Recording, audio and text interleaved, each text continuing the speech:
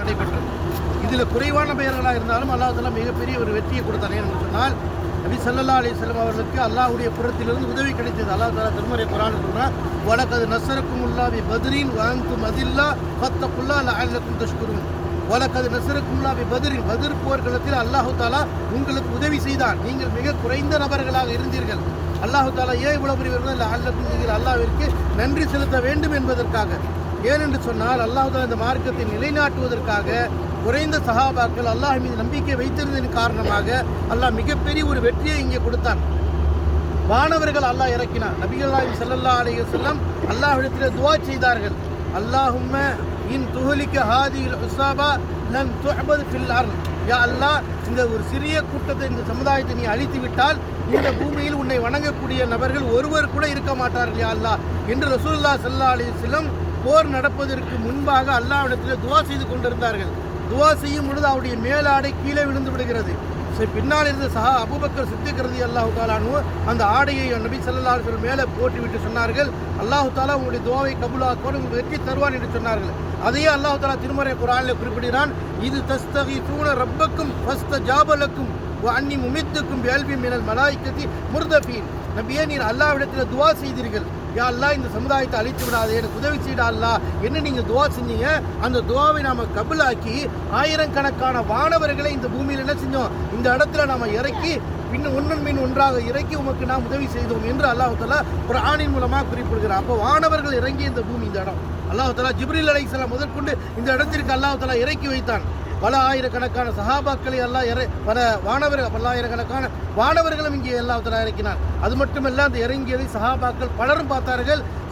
நபி ஸல்லல்லாஹு அலைஹி வஸல்லம் அவர்கள் வானவர்களை அங்கே பார்க்கிறார்கள். ஏனென்று சொன்னால், அவர்கள் கொல்லும் பொழுது அல்லாஹ் தஆலா திருமறை குர்ஆனில் சொல்றான், ஃபலம் தக்துலூஹும் வலாக்கின்னல்லாஹ கத்தலஹும் வமா ரமைத இது ரமைத வலாக்கின்னல்லாஹ ரமா. நீங்கள் அவர்களை கொல்லவில்லை, அல்லாஹ் தான் கொன்றான். எந்த அளவுக்கு அல்லாஹ் உதவி செய்திருக்கிறான் பாருங்க.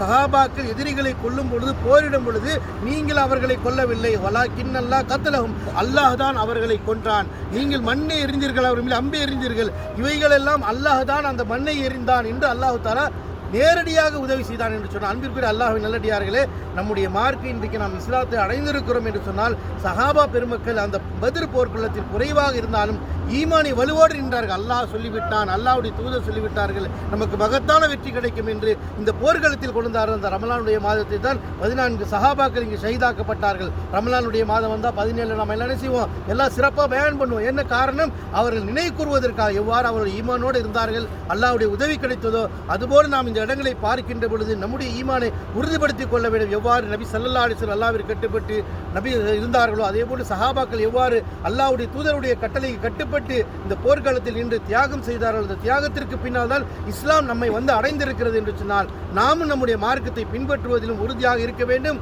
எவ்வாறு சஹாபாக்கள் அல்லாஹ் மீது நம்பிக்கை வைத்தார்களோ அது போன்ற உறுதியான இறை நம்பிக்கை நம்மகிட்ட வரணும். அவங்களுடைய அடைக்கப்பட்ட இடம்தான் இங்கே இருக்கின்றது. குஃபார் குறைஷிகள் எல்லாம் ஒரு கிணத்துல அங்கே தூக்கி போடப்பட்டார்கள். சஹாபாக்கள் இங்கே அடக்கப்பட்டிருக்கிறாங்க. நம்ம சலாம் சொல்லி நம்ம இன்ஷா அல்லாஹ் அஸ்ஸலாமு அலைக்கும் அஹ்லத் தியார் மினல் முஃமினீன வல் முஸ்லிமீன இன்ஷா அல்லாஹ் நஷுக்கும் லாஹிகூன் இன்னா நஸ்அலுல்லாஹு லனா வ லகுமுல் ஆஃபியா.